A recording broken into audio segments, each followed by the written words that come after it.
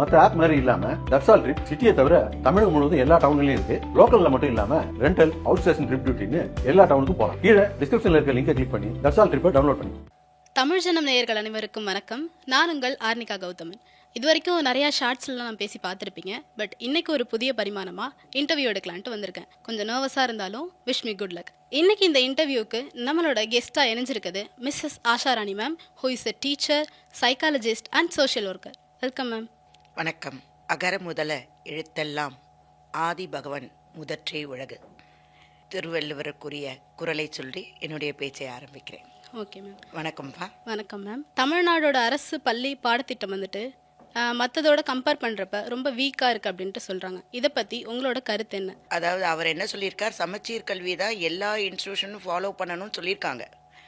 எல்லா இன்ஸ்டியூஷனும் அந்த கல்வியை வச்சுக்கிட்டு அதனுடைய கொஸ்டின் அண்ட் ஆன்சரை வேறு வேறு தேரி புக்ஸு, ஆக்ஸ்ஃபர்ட் மாதிரி சில வேறு வேறு புக்ஸு வந்து வாங்கி பண்ணுறாங்க.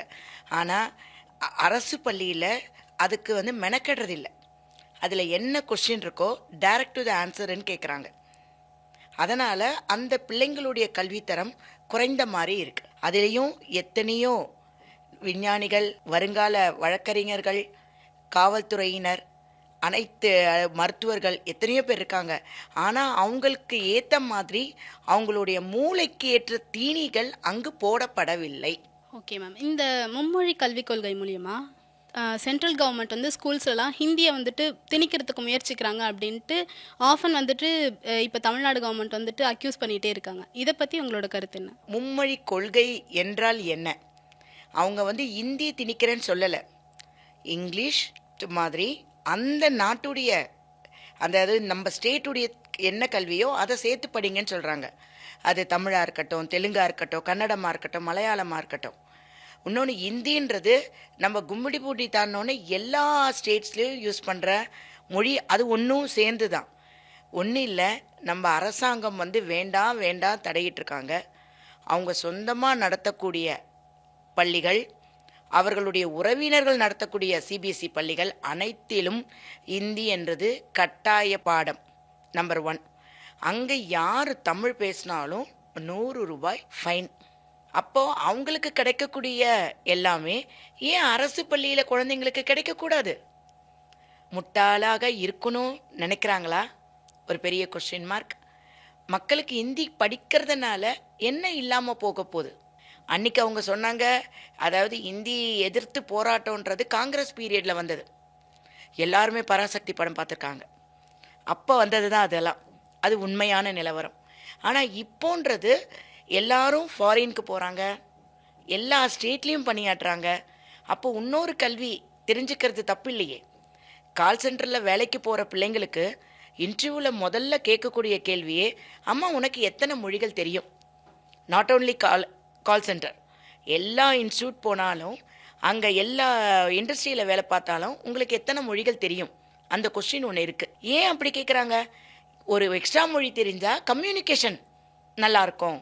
ஏன்னா எல்லாரும் இருக்கக்கூடிய இடம் சிங்கார சென்னை. அப்போ இங்கே ஹிந்தி இருக்கக்கூடாதுன்றது அரசாங்கத்துக்கு நல்லதா, மக்களுக்கு நல்லதா? விடைகள் அரசு தெரிவிக்க வேண்டும். இப்போ வந்துட்டு அவங்க ஹிந்தி கற்றுக்கணும் அப்படின்னு சொல்கிறதோ இல்லை அது ஒரு கட்டாய மொழியாக்குறதோ ஓகே. எக்ஸஸாக நமக்கு ஒரு லாங்குவேஜ் தெரிஞ்சுக்கிறது ரொம்ப நல்ல விஷயம், அது ஓகே. பட் நம்ம சொந்த நாட்டிலே வந்துட்டு நீங்கள் ஹிந்தி பேசணும், அந்த இடத்துல நீங்கள் தமிழ் பேசுனீங்கன்னா நீங்கள் இப்போ சொன்னீங்க 100 ரூபீஸ் ஃபைன்லாம் போடுறாங்கன்னு. இது எந்த அளவுக்கு சரியாக நீங்கள் இருக்கும்? அதாவது ஹிந்தி மட்டும் இல்லைப்பா, இங்கிலீஷும் கூட பேசிக்கலாம். ஹிந்தி பேசிக்கலாம், இங்கிலீஷ் பேசிக்கலாம், ஆனால் தமிழ் பேசக்கூடாது. அது சரின்னு நீங்கள் நினைக்கிறீங்களா? தவறு. ஏன்னா அவன் தமிழ் லாங்குவேஜே மறைஞ்சிடும். இப்போ நம்ம 2 பேர் பேசும் போதோ நம்மளுக்கு தமிழ் சரளமாக வரல. In between we are putting the word in English. அந்த மாதிரி நிலைமை ஆகிட்டோம். இங்கிலீஷு அதாவது தமிழ்லேயும் பேசாமல் தங்கிலீஷில் பேசுகிறோம். இது மக்களுக்கு வேண்டாம். தமிழ்லேயும் பேசினா தப்பு இல்லையே. என்னுடைய கொஸ்டின் அதான், தமிழில் குழந்தைங்க பேசுகிறதுல என்ன தப்பு? அதுக்கு எதுக்கு ஒரு கட்டணம் வசூலிக்கணும்? இப்போ ஆஃப்டர் கோவிட் நம்ம பர்டிகுலராக சொல்லணும்னா இந்த ஸ்மார்ட் கிளாஸஸ், டிஜிட்டல் லேர்னிங், இதெல்லாம் இதோட அப்டேஷன் வந்து நிறையா வந்துட்டுருக்கு தமிழ்நாடு ஸ்கூல்ஸில். ஸோ இதெல்லாம் உண்மையாகவே எல்லா ஸ்டூடெண்ட்ஸும் அதை அடாப்ட் பண்ணிக்கிறதுக்கு ஈஸியாக இருக்கா? இது உண்மையாகவே அவங்களுக்குலாம் ஹெல்ப்ஃபுல்லாக இருக்கா மேம்? ஒரு கத்தியை காய் வெட்டுறதுக்கு, சமையலுக்கும் பயன்படுத்தலாம். கத்தி எடுத்து ஒருத்தனை குத்தி உயிர் இழக்கவும் செய்யலாம். இந்த டிஜிட்டல் மீடியாவை நான் அப்படி தான் பார்க்குறேன். ஆஸ் ஏ டீச்சர்ஸ் நாங்கள் எல்லாருமே அப்படி தான் பார்க்குறோம். ஏன்னா நாங்கள் கொடுத்துட்ருக்கும் போது என்ன நடந்ததுன்னா, கோவிட் சமயம் ஃப்ராங்க்லி ஸ்பீக்கிங் குழந்தைங்கள நாங்களே 8 மணி நேரம் வச்சுருந்தோம். ஒரே ஒரு நாள் அம்மா கிட்ட விட்டோம். இந்த கோவிட் டைமில் 2 வருஷம் அவங்கவுங்க பெற்றோர்கிட்ட அனவரப்பில் விட்டோம். அந்த குழந்தைங்களுடைய நிலை தலைகீழாக போயிட்டு, ஒரு நல் ஒழுக்கம் மறைந்து விட்டது, தீய பழக்கங்கள் மேலோங்கி விட்டது. அவங்க குழந்தைக்கு என்ன ஏதுன்னு தெரியல. ஒரு திடீர்னு ஒரு குழந்தைய கட்டி போட்டு வச்சுட்டு இருந்த குழந்தைய திடீர்னு திறந்து விட்டால் அது எப்படி ஒரு வேகமான நிலைமைக்கு போகுமோ அந்த மாதிரி ஆயிடுச்சு. நாங்கள் டிஜிட்டல் லேர்னிங் போடும்போது இப்படி தான் சொன்னோம். ஆனால் அந்த குழந்தை எதை பார்க்கறது கவனிக்க வேண்டிய பொறுப்பு பெற்றோர்களை சார்ந்தது. ஏன்னா டீச்சர் நாங்கள் அங்கே இல்லை. இப்போ இருக்கிற டிஜிட்டல் லேர்னிங் வந்து கிளாஸில் நாங்கள் வைக்கிறோம், போர்டு போடுறோம், போர்டில் வந்து என்னென்ன இருக்குது அதெல்லாம் நாங்கள் காட்டுறோம். டிஜிட்டல் லேர்னிங் நிறையா கொண்டு வரோம். இப்போ அடுத்த உலகம் ஏஐ உலகம்.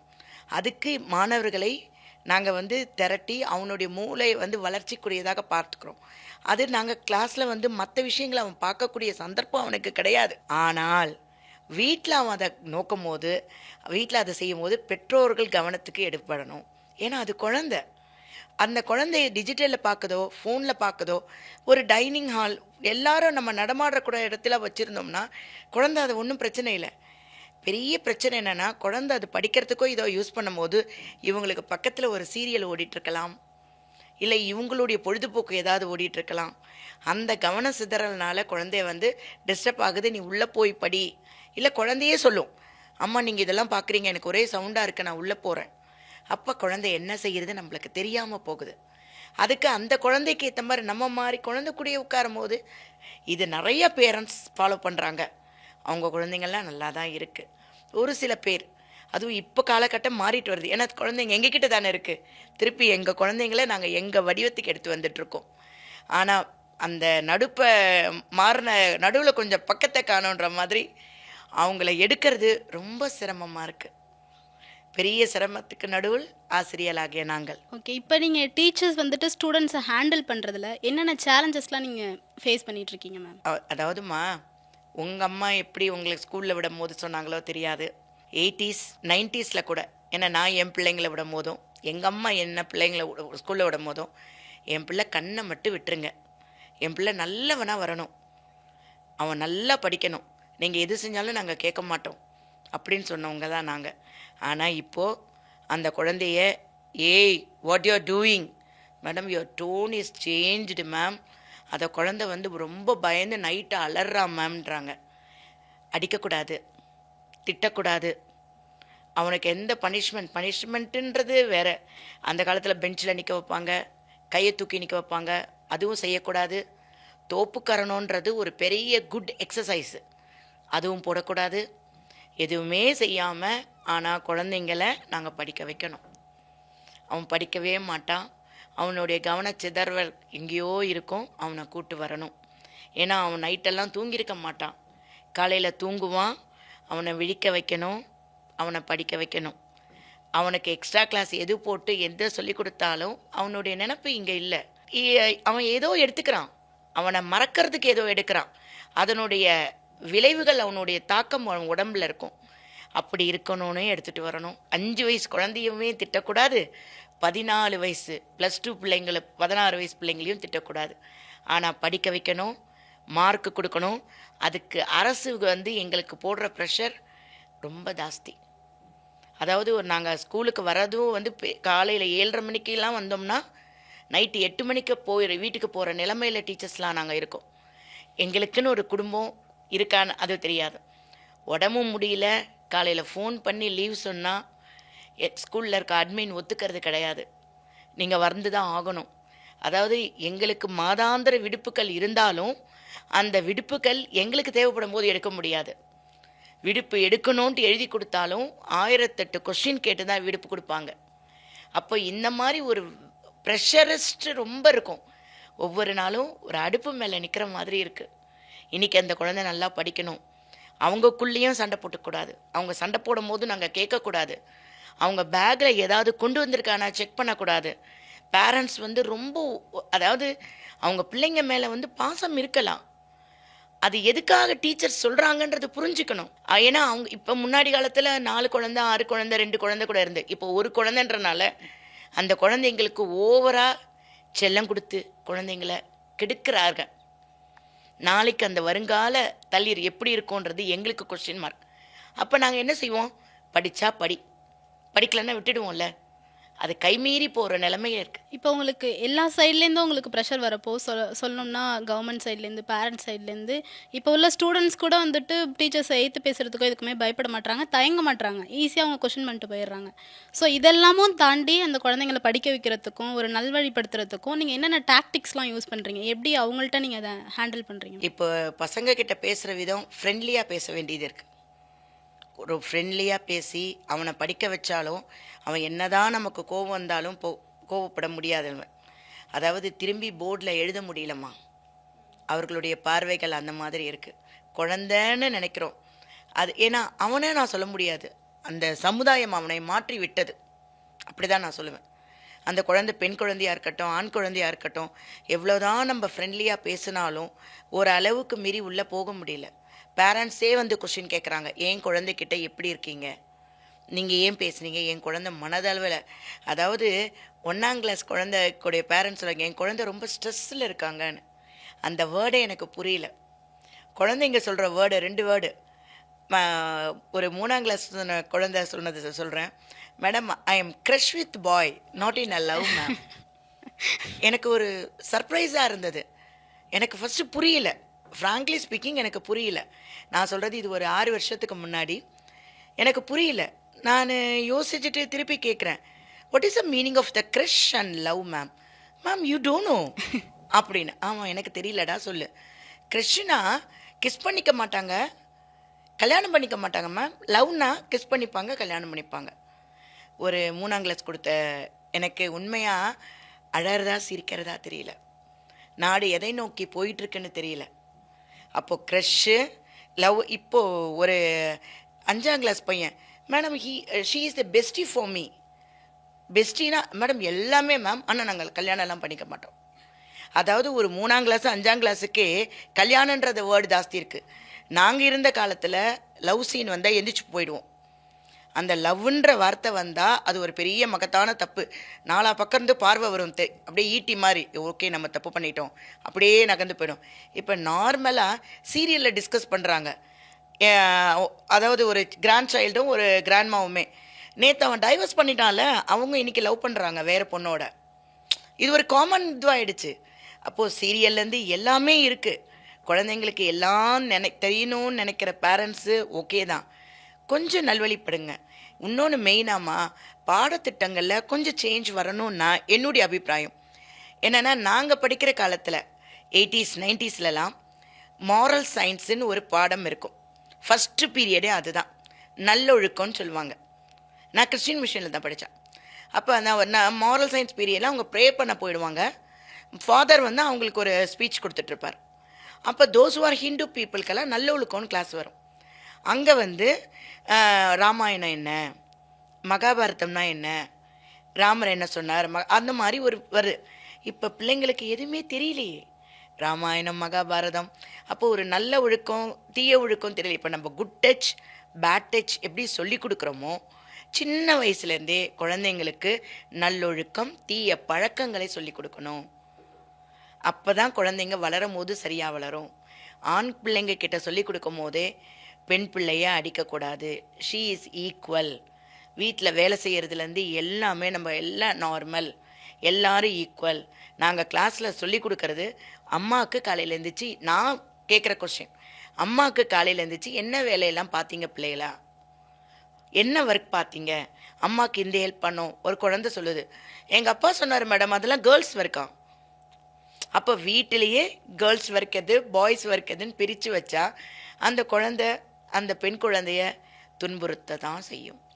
ஈக்குவல்ன்ற மனப்பான்மை வீட்டிலும் வேணும், ஸ்கூலில் அந்த பழக்கம்னு ஒரு கிளாஸ் இருந்துச்சுன்னா முடியும். இப்போ எங்களுக்கு டைம் இல்லை. 8 பீரியடு 9 பீரியடு கிளாஸ்னால் அந்த கிளாஸில் போர்ஷன் முடிக்கணும். ஒரு 4 சப்ஜெக்ட் டீச்சர் மாறி மாறி வருவாங்க. ஒரு லைட் பீரியட்ஸ் இருக்கும் அவனுக்கு, பிடி பீரியடோ ஆர்ட்டோ கம்ப்யூட்டரோ அந்த மாதிரி.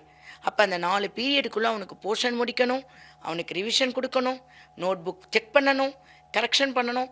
இதை ஓடும்போது அந்த குழந்தைக்காக ஒரு பீரியட் டைம் ஸ்பெண்ட் பண்ணி சொல்லி கொடுக்கறதுக்கு எங்களுக்கு டைம் இல்லை. கண்டினியூஸாக 8 பீரியடு நிற்கிறோம். ப்ரைவேட் ஸ்கூலில் எல்லா ஸ்கூல்லையும் பார்க்கலாம், டீச்சருக்கு சேரே இருக்காது, நின்றுட்டு தான் இருக்கணும், நின்றுட்டு மூவிங்கில் தான் இருக்கணும். அப்போ அந்த டீச்சர்னால போர்ஷன் முடிக்கணும். இல்லை இவங்க மேனேஜ்மெண்ட்டில் வீக்லி மீட்டிங்கில் கேட்பாங்க, என்ன பண்ணீங்க, ஏன் இந்த ஒர்க் பண்ணலை, ஏன் உங்கள் குழந்தை கம்மியாக மார்க் எடுத்திருக்கு, ஏன் உங்கள் நோட் புக் கரெக்ஷன் ஆகலை, இந்த ஸ்பெல்லிங் ஏன் இப்படி பண்ணியிருக்காங்க அப்படி பண்ணியிருக்காங்க.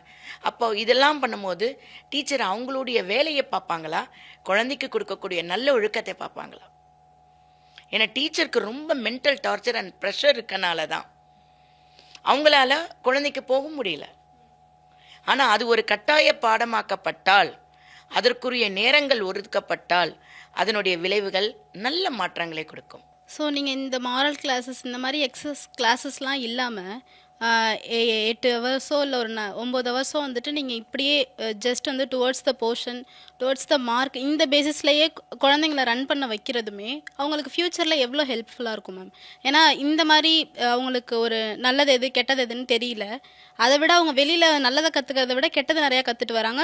அவங்களோட படிக்கிற ஸ்டூடெண்ட்ஸுக்கும் அவங்களோட ஃப்ரெண்ட்ஸுக்கும் அதை சொல்லிக் கொடுக்குறாங்க. இதை டீச்சர்ஸ் வந்து சொல்லி திருத்துறதுக்கும் அவங்களுக்கு எக்ஸ்ட்ராவாக ஒரு ஹவர் கிடைக்கல. அப்படிங்கிறப்போ ஜஸ்ட்டு ஒரு ரொபோட்டிக் லைஃப் மாதிரி அவங்களுக்கு வெறும் மார்க் வாங்குங்க, டெஸ்ட் எழுதுங்க, எக்ஸாம் எழுதுங்க, போர்ஷன் மேலே வந்துட்டு கான்சென்ட்ரேட் பண்ணுங்கன்னு மட்டும் அவங்களுக்கு சொல்லி புரிய வைக்கிறது எப்படி அவங்களுக்கு ஃப்யூச்சரில் யூஸ்ஃபுல்லாக இருக்கும்? அவன் படிப்பான், மற்ற பண்பாளவனாக இருக்க மாட்டான், அவன் முன் உதாரணமாக இருக்க மாட்டான், முரட்டு தம்பியாக இருப்பான். நடைமுறை வாழ்க்கையில் வந்து சிறந்தவனாக இருப்பான்றது ஒரு கேள்விக்குறை தான். அவனுக்கு எப்படி ஃப்ளெக்சிபிளாக இருக்கணும்னே தெரியாது. இந்த கொஷின் எப்பயுமே ஒரு வெற்றி பாதையை நோக்கி போயிட்டு இருக்கிறவனா தோல்வி அவனால் சந்திக்கவே முடியாது. குழந்தை ரொம்ப டிப்ரெஷனில் போயிடும். ஏன்னா இப்போ ஒன்றும் இல்லைங்க, அந்த குழந்தை எப்படி இருக்குன்னு அவங்க ஃப்யூச்சரில் வந்து நம்ம ஒரு பெரிய கொஷின் மார்க் தான் அந்த குழந்தைக்கு முன்னாடியுமே. இவன் இதை படிப்பை மட்டும் படிச்சுட்டு இருந்தா அவனுக்கு நல்லது கெட்டு தெரியலன்னா அவனுடைய ஃப்யூச்சர், அவனுடைய ஜெனரேஷனுக்கு அவன் என்ன எடுத்துகிட்டு போவான்? கதைகள்ன்றது ஒன்றுமே இல்லாமல் போயிடும். அவனுக்கு தெரிஞ்சாதானே அவனுடைய ஜெனரேஷனுக்கு சொல்லிக் கொடுப்பான். பெரிய பிக் கொஸ்டின் மார்க். இந்த மாதிரி நிறைய ப்ராப்ளம்ஸ் வந்துட்டு கவர்மெண்ட் ஸ்கூல்ஸில் இருக்க தான் நிறையா கேள்விப்பட்டிருக்கோம். ஸோ கம்பேரிட்டிவ்லி ப்ரைவேட் ஸ்கூல்ஸ் வந்து கவர்மெண்ட் ஸ்கூல்ஸோட ரொம்ப நல்ல முறையில் செயல்பட்டுருக்கு. அங்கே உள்ள ஸ்டூடெண்ட்ஸ் வந்துட்டு ரொம்ப நல்லா படிக்கிறாங்க, அவங்களோட அகாடமிக்ஸ் பார்க்குறப்பையும் நல்லா இருக்குது அப்படின்ற மாதிரி தான் கேள்விப்பட்டுருக்கோம். ஸோ இந்த டிஃப்ரெண்ட் இருக்கிறதுக்கு என்ன ரீசன்? உண்மையாகவே கவர்மெண்ட் ஸ்கூலோட ப்ரைவேட் ஸ்கூல்ஸ்லாம் வந்துட்டு நல்லா பண்ணிகிட்டு இருக்காங்களா? ஒரு பெரிய டிஃப்ரெண்ட்டாக கவர்மெண்ட் ஸ்கூல்ஸுக்கும் ப்ரைவேட் ஸ்கூல்ஸுக்கும் எதை நீங்கள் பார்க்குறீங்க? இப்போ இதுக்கு வந்து நான் இது நீங்கள் சொன்னது எல்லாம் ஆக்கப்பூர்வமான உண்மைன்னு நான் சொல்ல முடியாது. சில இது இருக்குது. இப்போ கவர்மெண்ட் ஸ்கூலில் வந்து குழந்தைக்கு வந்து ஸ்ட்ரிக்டாக வைப்பாங்க. ஹேர் ஸ்டைல் இப்படி தான் இருக்கணும், ட்ரெஸ்ஸிங் கோட் இப்படி தான் இருக்கணும், நீ ஸ்கூலுக்கு வரும்போது இந்த மாதிரி தான் இருக்கணும், புக்ஸ் இப்படி தான் இருக்கணும், புக்ஸு கவர் பண்ணியிருக்கணும், எழுதியிருக்கணும், எழுதி முடித்த பிறகு பேரண்ட்ஸ் சிக்னேச்சர் வாங்கியிருக்கணும், இல்லைன்னா பேரண்ட்ஸ் மீட்டிங் கூப்பிடுவாங்க. அரசு பள்ளிகளில் இந்த கொஷின் எல்லாம் எதுவுமே கிடையாது. அவனுடைய பேண்ட்டே நம்ம பார்ப்போம், ஒரு காலில் இருந்து ஒரு 3/4 இன்ச்சுக்கு உயரமாக இருக்கும். அவன் ஷார்ட் லெகின்ஸ் போட்டிருக்கானா, யூனிஃபார்ம் பேண்ட் போட்டிருக்கானா, ஒரு பெரிய கொஸ்டின் மார்க் தான். இது பெண்களாக இருக்கட்டும் ஆண்களாக இருக்கட்டும் 2 பேருமே. ஆண் குழந்தை பெண் குழந்தை இல்லை, 2 குழந்தையும் அப்படி தான். லூஸ் ஃபிட்டிங்கில் ட்ரெஸ்ஸே இருக்காது, டைட் ஃபிட்டிங்கில் தான் ட்ரெஸ் இருக்கும். ஹேர் ஸ்டைல், இந்த ஹேர் ஸ்டைல் அந்த ஹேர் ஸ்டைல் இருக்கும். அது என்னது, என் பிள்ளைங்க ஒன்று சொல்லுமா, பிள்ளைங்கோ ஹேர் ஸ்டைல். பின்ன ஹேர் ஸ்டைல் சைட்லேருந்து கட் பண்ணி பின்னாடி ஒரு கர்வ் வச்சு அந்த கர்வில் வந்து ஒரு சின்ன டெயில், அதுதான் பிள்ளைங்க ஹேர் ஸ்டைல். என் பிள்ளைங்க சொல்லி கொடுத்ததுப்பா இதெல்லாம் எனக்கு. அப்புறம் ஃப்ரண்ட்டில் ஹேர் கட்டு. அதை கேட்டால் என்ன சொல்லுவானா, நாங்கள் பார்க்கும்போது பிள்ளைங்க வரும்போது, என்னடா இது மேடம், நான் உட்காந்துட்டு இருந்தேன்னா அப்படியே தூங்கிட்டேன், அவர் கட் பண்ணிட்டாரு மேடம், நான் என்ன மேடம் செய்யறது? ஏன்னா உங்கள் அப்பா பார்க்கலையா? பார்த்தாரு மேடம், திட்டினாரு, அடித்தாரு, அம்மா சொல்லிட்டாங்க, கொஞ்ச நாளில் வளர்ந்துரும்ல. அது வரைக்கும் அப்போ அந்த குழந்தைக்கு ஆக்ஷனும் ரியாக்ஷனும் அங்கேயே கிடச்சிடுது, அதுபோல் ஒன்றும் செய்ய முடியாது. இதே நீங்கள் ப்ரைவேட் ஸ்கூலில் கவர்மெண்ட் ஸ்கூல்லன்னு இல்லைங்க, எல்லா ஸ்கூலில் இவன் என்ன வெளிப்படையாக செஞ்சிடறான். நம்ம பிள்ளைங்கோ எல்லாமே வெளிப்படாதுக்கு. அதுக்கு ஏன்னா அவன் யாரையும் அவனை கண்டிக்கிறதே கிடையாது. கண்டிக்கிற டீச்சர்ஸ்க்கு பயம். கத்தி வச்சு குத்திட்டானா, நம்மளை திட்டானா, போகிறப்போ வண்டியில் தள்ளி விட்டு போயிட்டானா, இதெல்லாம் பயம். இதே ப்ரைவேட் ஸ்கூலில் வந்து பேரண்ட்ஸை கூப்பிட்ருவாங்க. அதனால் கொஞ்சம் பயம் இல்லாமல் இருக்குது அந்த பிள்ளைங்க. அதை டீச்சர் கூப்பிட்டா ஒரு பயம் பேரண்ட்ஸ்க்கு. அதனால் எங்களுக்கு கொஞ்சம் பயம் இல்லாமல் இருக்குது அந்த பிள்ளைங்க மேலே, அப்படி சொல்கிறேன். ஆனால் 2 பேருமே அவங்க என்ன செய்கிறாங்க, பேக்கிலலாம் நீங்கள் 2 பிள்ளைங்க பேக்கில் செக் பண்ணுங்கள், இவ்வளோ கிடைக்கும். ஆரஞ்சு கலர் மிட்டாய் சாப்பிட்டா கண்ணை மூடி தூக்கம் வருமா, மஞ்சள் கலர் மிட்டாய் சாப்பிட்டா அப்படியே கண்ணை மூடிட்டு யாரோ தூக்கிட்டு போகிற மாதிரி இருக்குமா, பச்சை கலர் மிட்டாய் சாப்பிட்டா கண்ணை திறந்துக்கலாம், டீச்சரை பார்க்கலாம். ஆனால் நம்ம இங்கேயே இருக்க மாட்டோம், மேலே போய் வான உலகத்தில் பறந்துக்கிட்டே இருப்போம் தேவதைகளோட. போதை மார்த்தரங்களுடைய கலருடைய குழந்தைங்க கொடுத்த விளக்கங்கள் எனக்கு. அடுத்து தலகாணின்னு ஒன்று இருக்கா, குட்டியாக தலகாணி மாதிரி. அப்புறம் குளிப்பு. அப்புறம் அந்த காலத்தில் புளிப்பு மிட்டாய் சாப்பிட்ற மாதிரி ஒன்று இருக்குது. அதெல்லாம் இப்படி எடுத்து இங்கே வச்சுக்கணும். அங்கே வச்சுக்கிட்டோம்னா அப்படியே அந்த ஜூஸ் உள்ளே போக போக அப்பா திட்டினது, டீச்சர் திட்டினது, டீச்சர் அடித்தது, அந்த பொண்ணை லவ் பண்ண மாட்டேன்னு சொன்னது, இந்த பொண்ணை லவ் பண்ண மாட்டேன்னு சொன்னதெல்லாம் மறந்து போய் ஏஞ்சல்ஸ் கூட ஜாலியாக விளையாடலாம். 6ஆம் கிளாஸ் 7ஆம் கிளாஸ் கொண்ட பதில்கள் மனசளவில் ரொம்ப பாதிக்கிறோம். ஏன்னா நான் சைக்காலஜிஸ்ட்னால எனக்கு சைக்காலஜிஸ்ட் கவுன்சிலிங் வருது. அந்த குழந்தைங்க கிட்ட பேசும்போது இது ஏன்னா முன்னாடியே இருந்தது, ட்ரக்ஸுன்றது எப்பயோ இருந்தது, ஆனால் இந்த மாதிரி வெளிப்படையாக இல்லை. அந்த ட்ரக்ஸுக்கும் ஒரு காலகட்டங்கள் இருந்தது, விலை ஜாஸ்தி இருந்தது, பிள்ளைங்க கையிலெல்லாம் காசு இருக்காது. 5 காசு 10 காசு கொடுத்த காலங்களே அதிகம். அதுலேயும் அந்த குழந்தை சேர்த்து வச்சு அம்மா அப்பாவுக்கு gift வாங்கி கொடுக்கும், டீச்சர்ஸ் டேக்கு டீச்சருக்கு gift வாங்கி கொடுக்கும். ஆனால் இப்போது பேக்கெட் மணி மினிமம் 100 ருபீஸ். அப்போ இதுக்கு மேலே அது ஈஸியாக கிடைக்குது. பிள்ளைங்களுக்கு தெரியும் எந்த இடத்துல எந்த அண்ணாவை அப்ரோச் பண்ணால் அது கிடைக்கும், அதை வாங்கி சாப்பிட்றாங்க. பேக்கை வந்து டீச்சர் செக் பண்ணால் என் பிள்ளை பேக்கை செக் பண்ணுறதுக்கு நீங்கள் யார், உங்களுக்கு யார் அந்த அதிகாரம் கொடுத்தா? டக்கின் பண்ணணுன்ற யூனிஃபார்மில் டக் அவுட் பண்ண குழந்தைய கூப்பிட்டு டக்கின் பண்ண விட்டா என் குழந்தைய நீங்கள் எப்படி தொடுவீங்க?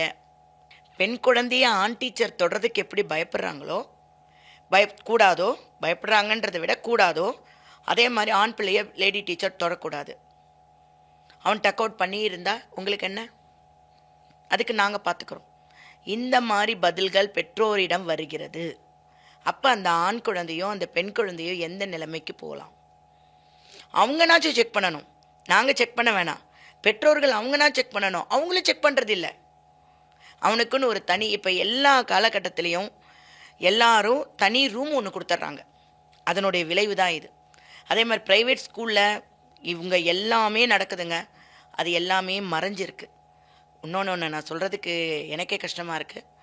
அரசு பள்ளியில் இந்த ஒரு 3-4 வருஷத்தில் 3 வருஷம்தான், அதில் 2 வருஷத்தில் 3000த்துக்கு அதிகமான கருக்கலைப்புகள் கவர்மெண்ட் ஆஸ்பத்திரியில் நடந்திருக்கு.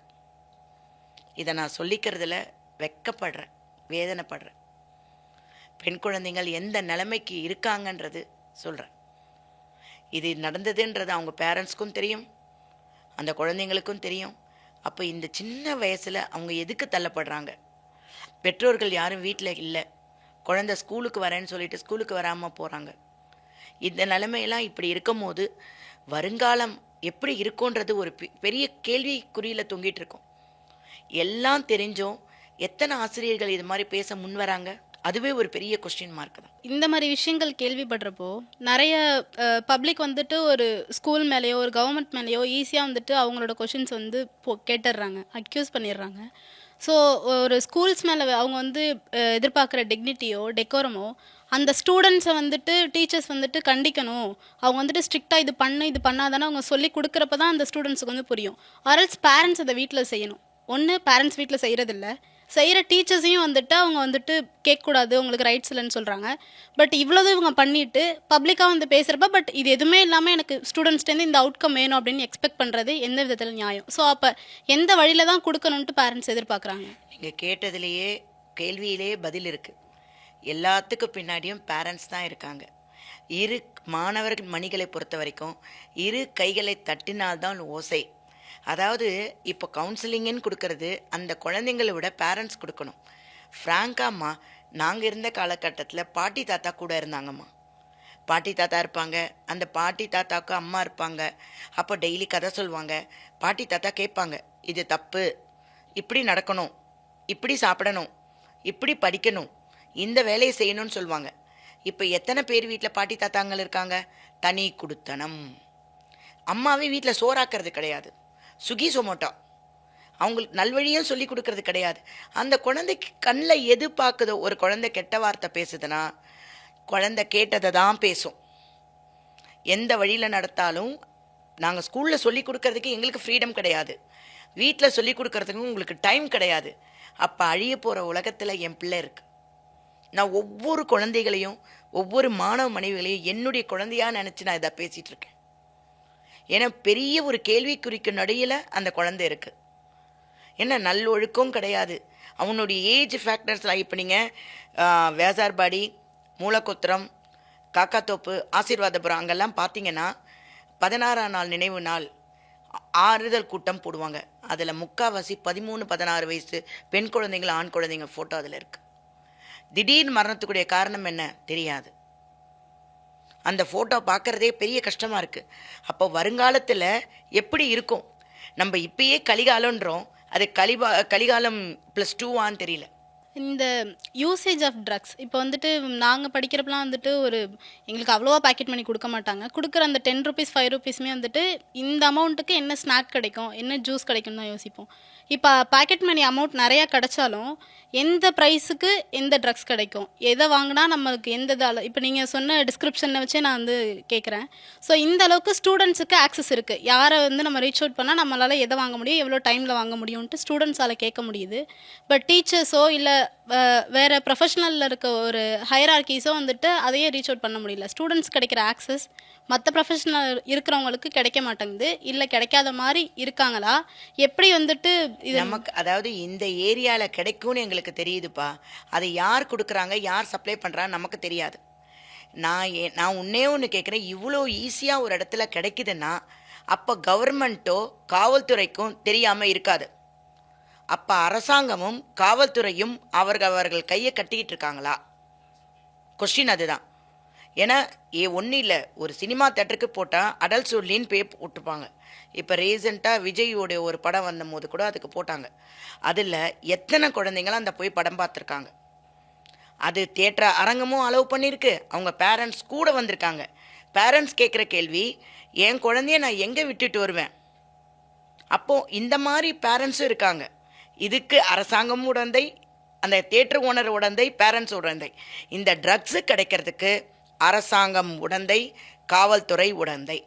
காவல்துறையும் அரசாங்கமும் கண்காணிப்பு நல்லா இருந்துச்சுன்னா என்னுடைய பிள்ளைகள் ஏமாந்துராது, நாளைக்கு வாழ்க்கையை தொலைக்காது.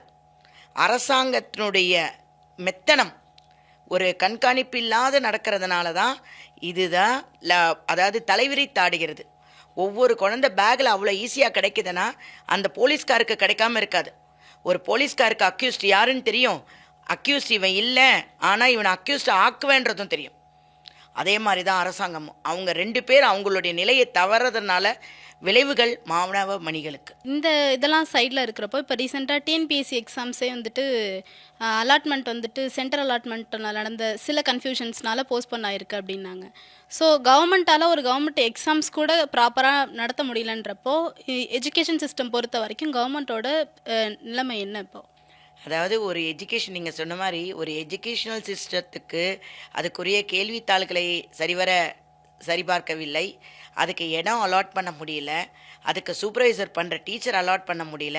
அப்போ அரசாங்கம் இதிலெல்லாம் கவனம் செலுத்தாமல் திடீர்னு இன்னைக்கு 5000 ரூபாய் அக்கௌண்ட்டில் வருதுன்றத கவனம் செலுத்துறதுனா இன்னைக்கு உன்னுடைய தலையிலையும் என்னுடைய தலைமையிலையும் கடன் சுமை 10,000 ரூபாய் அது கொடுத்தது. அப்போ அதில் கொடுக்குற ஒரு இன்ட்ரெஸ்ட் ஒரு நாள் அப்படின்றதுக்குள்ளே எல்லா அக்கௌண்ட்டுக்கு போகிறது ஏன் இதுக்கு பண்ண முடியல? அதாவது இப்போ வெயிலே வரப்போகிறதுக்கு முன்னாடி இப்போ கொடுக்குறாங்க, 24 வெயில் வரலையா, 25 வெயில் வரலையா, 26 மட்டும் வரப்போகிற வெயிலுக்கு இன்றைக்கே ஏன் கொடுக்குறாங்க? எல்லாமே கவர்மெண்ட்டுடையது தான். இப்போ நீங்கள் டிஎம்பிசிக்கு சொன்னதுனால நான் சொல்கிறேன். இப்போ இன்னொன்று, இந்த தகவல் உங்களுக்கு தெரியுமான்னு தெரியல, நான் சொல்கிறேன். ஒவ்வொரு ரேஷன் கடையிலையும் எல்லாருக்கும் ஃபோன் பண்ணி பச்சை கார்டு வச்சுருக்கவங்களெல்லாம் வாங்க வந்து உங்களுடைய இதை ஃபில் பண்ணிக்கோங்க. மக்கள் எல்லாரும் ஓடுறாங்க. ஓகே 5000 ரூபாய் கொடுத்துருவாங்க போல இருக்குது. ஏன்னா இப்படி தான் 3000 ரூபாய் வந்தது பொங்கலோட. சரி, அதுக்காக போகிறாங்க. ஆனால் அங்கே வந்து ஒரு 10 கேள்விகள் வைக்கப்பட்டிருக்கு. உங்களுக்கு என்ன வேணும்? காப்பீடு வேணுமா? வீடு வேணுமா? மாற்றுத்திறனாளி வேலை வேணுமா? வேலை வேணுமா? அப்புறம் உங்களுக்கு கழிப்பிடம் கட்டி கொடுக்கணுமா? அப்புறம் உங்கள் ஏரியாவில் என்ன ரோடு சரியில்லையா? அதர்ஸ்ன்ட்டு மற்றவை ஒரு இது மாதிரி ஒரு 10 தகவல். இதை டிக் பண்ணி கொடுத்துட்ட பிறகு இவ்வளோ பெரிய கார்டு மாதிரி ஒன்று கொடுக்குறாங்க. அந்த கார்டில், அந்த ரேஷன் கார்டில் தலைவருடைய யார் பேர் இருக்கோ அதை கீழே எழுதி கொடுத்துடுவாங்க. அதில் ஒரு QR கோடு ஒன்று இருக்குது சைடில். அது எதுக்காகனா, நாளைக்கு நாங்கள் ஆட்சிக்கு வந்த பிறகு இதெல்லாம் உங்களுக்கு நான் செய்வோம். இது எப்படி இருக்குன்னா, ரோடில் ஒரு கடைங்கள்லாம் இருக்கும். நம்ம போயிட்டே இருக்கும் போது ஃப்ரைட் ரைஸ் ஸ்மெல்லு சூப்பராக வரும். ஆனால் அன்றைக்கி ஏதோ நம்ம சாப்பிடாதனால சாப்பிட மாட்டோம். அடுத்து போகிறதில்ல chicken fried rice, grill chicken smell வரும், ஷவர்மா, இதை அப்படியே மோந்துக்கிட்டே போவோம். வீட்டில் போய் அம்மா கொடுக்குற பருப்பு சாதம், சாம்பார் சாதம் இந்த ஸ்மெல்லோடு சாப்பிடுவோம். அதுதான். அப்போ அவங்க இன்றைக்கி கொடுக்கறது ஒன்லி ஃபார் த ஸ்மெல்லை சாப்பிட முடியுமா? நுகரதான் முடியும். வாயில் போட்டால் தான் சுவை தெரியும். அப்போ இன்றைக்கி எலெக்ஷனுக்கு முன்னாடி நீ கேட்குறவன் 24, 25 எங்கே போனாங்க? அன்னைக்கு நீ கேட்டிருந்து சரிப்பட்டிருந்தனா நல்ல ஆட்சி கொடுத்துருக்கலாம். எலெக்ஷன் வரப்போகிற ஒரு நாளுக்கு முன்னாடி மக்களோட இதை மறத அறிவிக்கிற உங்களுக்கு டிஎம்பிசி எக்ஸாம் எழுத போகிறோன்றது எவ்வளோ நாளுக்கு முன்னாடி தெரியும்? Why you are not pudding any schedule. அப்போ அதுலேயே சரியில்லை. இப்போ கேள்வி கேட்டு நாளைக்கு வர பதில் எப்படியாக இருக்கும் இந்த திறனற்ற அரசுலன்னு பார்க்கலாம். அதே மாதிரி இந்த எலெக்ஷன்ஸ் நெருங்குற டைமில் தான் வந்துட்டு இந்த காலேஜ் ஸ்டூடெண்ட்ஸுக்கு லேப்டாப் கொடுக்குறதா இருக்கட்டும், இன்னும் வேறு என்னென்ன அவங்களோட சப்போர்ட்லாம் வந்துட்டு ஸ்டூடெண்ட்ஸ் காட்ட முடியுமோ அதெல்லாம் காமிச்சிட்டு இருக்காங்க. இது இத்தனை வருஷம் இல்லாமல் ஏன் திடீர் அக்கறை இந்த காலேஜ் ஸ்டூடெண்ட்ஸ் மேலே? அதை தவிர காமனாக ஸ்கூலில் கொடுக்குற இந்த சத்து மாத்திரைகள், சத்துணவு 2 வேலையாக்கிட்டாங்க, இந்த சானிட்டரி நாப்கின்ஸ் இதெல்லாம் ப்ராப்பராக ஸ்டூடெண்ட்ஸுக்கு கிடச்சிட்டு இருக்கா? நல்ல முறையில் கிடைக்குதா? இப்போ மாத்திரைன்னு ஒன்று கொடுத்துட்டு இருந்தாங்க. அதாவது குழந்தைங்க வயசுக்கு வர பருவம்னு சொல்கிறோம்ல, 10லேருந்து 12 ஆம்பளை பிள்ளைங்களுக்குமே ரத்த சோகை அதெல்லாம் இருக்குன்னு சொல்லிட்டு அந்த பி காம்ப்ளெக்ஸ் டேப்லெட் கொடுத்துட்ருந்தாங்க. அந்த டேப்லெட்டெல்லாம் இப்போ எந்த ஸ்கூலுக்குமே வர்றது கிடையாது, ஸ்டாப் பண்ணிட்டாங்க. அப்புறம் சத்துணவில் வந்து இவங்க சொல்கிறது, முட்டை வந்து நம்ம வாங்குகிறோம் வெளியிலனா இவ்வளோ பெரிய சைஸ்னால் அது காடை முட்டையோட சின்ன சைஸாக கிடைக்கும். அது எந்த விலைக்கு வாங்குறாங்க? கோழி தான் முட்டை போடுறதான்னு தெரியாது. அதாவது அவங்க எல்லாரும் ஏதாவது மினிஸ்டர் வந்து அங்கே சாப்பிட்றாங்கன்னா அந்த ஸ்மெல்லோடு அந்த சாப்பாடு வேறு மாதிரி இருக்குது, இப்போ வேறு மாதிரி. ஏன்னா அந்த சத்துணவு செய்கிறாங்கல்ல, அவங்களுக்கு நிறையா பேருக்கு ஊதிய உறவு கொடுக்காம அவங்க ஸ்ட்ரைக்கில் இருக்காங்க. இடைநிலை ஆசிரியர்கள் ஸ்ட்ரைக்கில் இருக்காங்க. அந்த ஸ்ட்ரைக்கில் இருக்கிற தகவலே வரல.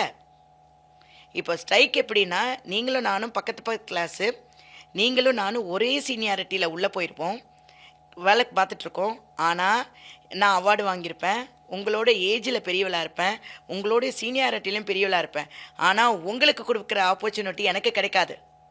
ஊதிய உயர்வும் அந்த ஸ்கீம் அப்பு வருதில்ல, அதுவும் உங்களுக்கு கிடச்சிருக்கோம், எனக்கு கிடைக்காது. அதுக்காக தான் இப்போ டீச்சர்ஸ்லாம் போராட்டம் பண்ணுறாங்க.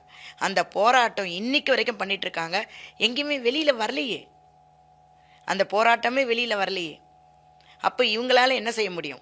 அதே மாதிரி நிலையான கட்டிடங்கள் அரசு பள்ளியில் இல்லை, டாய்லெட் வசதி இல்லைங்க.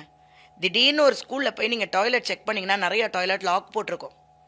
ஏன்னா அதை கழுவுறதுக்கு அவங்களுக்கு ஆள் இல்லை, ஃபைனான்சியல் ப்ராப்ளம் இருக்குதுன்னு சொல்லிட்டு ஒரு சில டாய்லெட்டை மட்டும்தான் ஓப்பன் பண்ணி வைக்கிறாங்க. பிள்ளைகளுக்கு தொற்றுநோய் அபாயம் பயங்கரமாக இருக்குது. அதே மாதிரி சுவர்கள் எல்லாம் அந்த காலத்து சுவர் இடிஞ்சு போன பள்ளிக்கூடங்கள் நம்ம இப்பயே நிறைய கேள்விப்பட்டிருப்போம். இது ஒரு நிலையானதாக தென்படலை. அரசாங்கம் சரியில்லை. அரசாங்கம் நல்லா இருந்துச்சுன்னா இதெல்லாம் மாற்றக்கூடியது தான். என்னுடைய ஒரே ஒரு ஆன்சரை இங்கே நான் சொல்லிடுறேன்.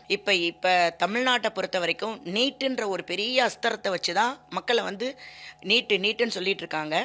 அந்த நீட்டுக்கு நான் விளக்கம் கொடுக்குறேன். இந்த நீட்டுன்னு வந்தனால தான் அடிமட்ட மக்களும் அவங்க பிள்ளைங்க இப்போ மேலே படித்து அவங்க ஒரு டாக்டர் ஆகிறக்கூடிய நிலைமையில இருக்காங்க. அதுக்கு பாராட்டுறோம். இப்போ இன்னொன்று என்ன சொல்கிறேன்னா, நீட்டு ஏன் வேணான்றாங்க? ஒரு பையன் +2 முடிச்சுட்டு வரவன் அவனுக்கு அந்த படிப்பில் நாலேஜ் இருக்கான்னு ஒரு தகுதியான தேர்வுக்கு தான் இது. அதே இது ஒரு டீச்சராக நாங்கள் ஒரு பேச்சுலர் டிகிரி முடிச்சிருப்போம், அதுக்கப்புறம் டீச்சர் கூடிய பேச்சுலர் டிகிரி முடிச்சிருப்போம். அது எலிஜிபிள் இவ்வளோ சர்டிஃபிகேட் கையில் வச்சுருந்தாலும் டெட்டுன்னு ஒன்றை போட்டு அதை பாஸ் அப் பண்ணாதான் கவர்மெண்ட் வேலைன்னு ஒன்று கொடுக்குறாங்க. அப்போ கல்வி தகுதி சர்டிஃபிகேட் படித்து வச்சுருக்க எங்கள் டீச்சரான நான் எங்களை ஒரு பிள்ளைக்கு சொல்லிக் கொடுக்கறதுக்கு தகுதி இருக்கான்னு செக் பண்ணுற கவர்மெண்ட்டு, அதை கொண்டு வந்த கவர்மெண்ட்டு எதுக்கு டாக்டர் படிக்க போகிற பையனுக்கு இந்த அறிவு இருக்கா, அவனால் முடியுமா, ஃப்யூச்சரில் அவன் பெரிய டாக்டர் ஆகக்கூடிய தகுதிகள் இருக்கான்னு செக் பண்ணுறதுக்கு எதுக்கு இவ்வளோ கொஸ்டின் மார்க் கேட்குறாங்க? இந்த டாக்டர் படிக்க வைக்க போகிற அந்த ப்ரொஃபஸராக இருக்காங்கல்ல, அவங்க படிக்க வைக்கிறதுக்கும் அவங்களுக்கு நெட்டுன்னு ஒரு எக்ஸாம் தேவை. அப்போ ப்ரொஃபஸருக்கு நெட்டு, டீச்சருக்கு டெட்டு, இந்த எக்ஸாம் இருந்து பாஸ் பண்ணாதான் அவங்களுக்கு தகுதி கிடைக்குது. அதே தகுதி மாணவர்கள் நீட் எழுதணுன்றதில்ல. ஏன் இவங்களுக்கு இவ்வளோ கொஸ்டின் எனக்கு தெரியல. இன்ஜினியர் படிக்கிறதுக்கு ஜேஇ வராங்க, ஜேஇ எக்ஸாம் எழுதுறாங்க, அதுக்கு எந்த கொஸ்டின் இல்லை. வக்கீல் படிக்கிறதுக்கு என்ட்ரன்ஸ் எக்ஸாம் இருக்குது, அதுக்கு எந்த கொஸ்டின் இல்லை. அடுத்த பிஹெச்டி பண்ணுறதுக்கும் ஒரு கொஸ்டின், என்ட்ரன்ஸ் எக்ஸாம் கொஸ்டின் இல்லை. அப்போ டாக்டருக்கு மட்டும் இருக்குன்னா இந்த அரசு நிறைய மருத்துவக் கல்லூரிக்கான கையில் நாங்கள் ப்ரைவேட் காலேஜுக்கு வாங்கி வச்சுருக்கோம், எங்களுக்கு இதை அவுத்து விடுங்கன்னு சொல்கிற மாதிரி இருக்குது. தயவுசெய்து அரசாங்கம் நீட்டு தேர்வு நடைமுறையில் இருக்கணும்ன்ட்டு அனைத்து ஆசிரியர் சார்பாக நான் தாழ்மையுடன் கேட்டுக்கொள்கிறேன். உங்களோட பிஸி ஸ்கெடியூலில் எங்களுக்கான டைம் ஒதுக்கி நீங்கள் இவ்வளோ நேரம் எங்களுக்கு உங்களோட தாட்ஸ்லாம் ஓப்பனாக பேசினதுக்கு ரொம்ப நன்றி. இந்த இன்டர்வியூக்கு நீங்கள் வந்ததுக்கும் தமிழ் ஜனம் நேயர்கள் சார்பாகவும் தமிழ் ஜனம் சார்பாகவும் உங்களுக்கு நன்றி தெரிவிச்சுக்கிறோம். நன்றி, வணக்கம். தமிழ் ஜனம் நேயர்களுக்கு இது போல் இன்னும் நிறைய இன்டர்வியூவை பார்க்குறதுக்கு தமிழ் ஜனம் யூடியூப் சேனலை சப்ஸ்கிரைப் பண்ணிக்கோங்க. தேங்க்யூ.